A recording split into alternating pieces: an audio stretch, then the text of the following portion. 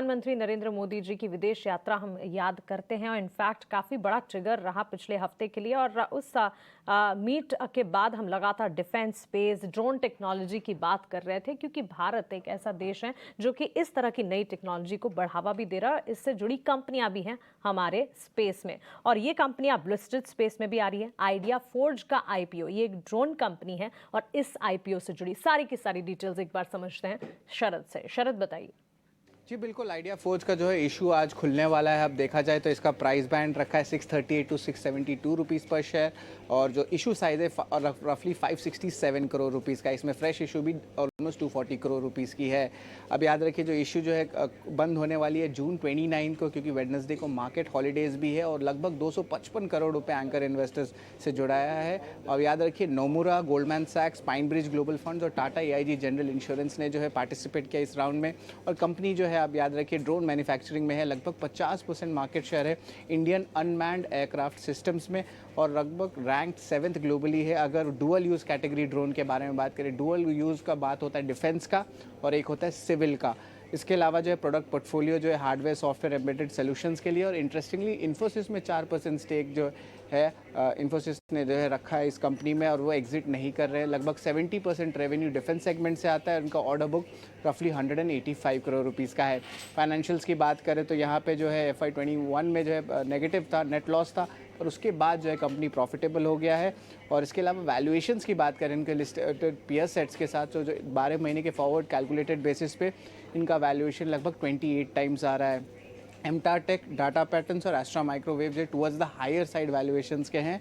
और दो अहम ट्रिगर भी हैं, जो भारत की जो ड्रोन मार्केट है वो लगभग अगले 5 साल में जो है 80% CAGR ग्रो कर सकता है। उसका जो टोटल मार्केट है लगभग $812 मिलियन का हो सकता है। और रिसेंटली जो लास्ट वीक है DGFT ने जो है लिबरलाइजेशन स्कीम रखी है, जहाँ पे एक्सपोर्ट हो सकती है आपके ड्रोन्स को, स्पेशली सिविल यूज़ में। तो ऑफकोर्स बहुत पॉजिटिव ट्रिगर्स जो इंडस्ट्री में भी देखने मिल रहा है। लेकिन ये तो पहली जो है IPO साइज़ की बात हुई, लेकिन और 2 IPO खुल रहे हैं इस हफ्ते, इन पे भी फोकस करते हैं। साइंट DLM का लगभग आप कह सकते हैं ऑलमोस्ट 500 करोड़ के ऊपर का जो है एक IPO आ रहा है, और उसको जो है जून 27 को खुलेगा इशू। और इसके अलावा PKH वेंचर्स जो है वहाँ भी जून 30 को जो है उनका IPO इशू खुलने वाला है। और एक्सपेक्टेड IPO साइज़ है, क्योंकि प्राइस बैंड आया नहीं है, लगभग 380 करोड़ रहेगा। तो इस हफ्ते में 3 IPO खुल रहे हैं, लगभग 1500 करोड़ जो है मेन बोर्ड IPOs में रेस करेंगे।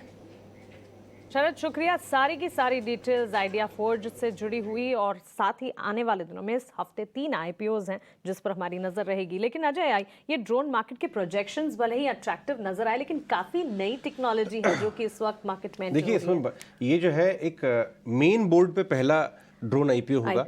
जो द्रोणाचार्य दूसरी कंपनी जिसका IPO आया था, बहुत जबरदस्त सब्सक्रिप्शन मिला था, वो SME क्षेत्र की कंपनी थी। तो इसमें बाजार को इंटरेस्ट तो रहेगा। ये जो प्लेट आई है आपके 28 टाइम 1 ईयर फॉरवर्ड अर्निंग्स पे है, 3000 करोड़ की कंपनी होगी। ओवरऑल साइज में छोटी है, लेकिन 32 करोड़ का प्रॉफिट करती है।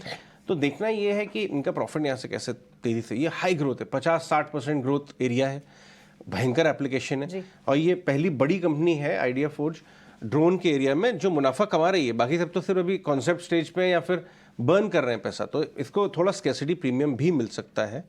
और मैं आपको एक और बता दूं कि 700-800 कंपनियां हैं इंडिया में जो ड्रोन के स्पेस में अच्छी स्टैब्लिश नेम्स हैं। उसमें ये वाला जो नाम है ये थोड़ा अपर एंड पे ऊपर आया है, बहुत अच्छा नाम है इसका। 40% तो मिल भी गया इनको, 255 तो स्कैसिटी प्रीमियम मिलेगा, हाई ग्रोथ स्पेस है। अच्छा, सारे चैनल्स जो हैं आइडिया फोर्ज, अब IPO आने के बाद इस पर बात करें इस कंपनी पर, लेकिन हमने ET नेटवर्क ने मार्च में ही सबसे पहले आइडिया फोर्ज के मैनेजमेंट से इंटरव्यू किया था। तब उन्होंने बताया था कि किस तरह से 2009-2012 में ही इन्होंने कॉन्सेप्शुलाइज कर दिया था इसे, और तब से ये चल रहे हैं। So it's in itself a bigger company. जी हाँ, बाजार में काफी इंटरेस्ट रहेगा इस IPO पे, नो डाउट।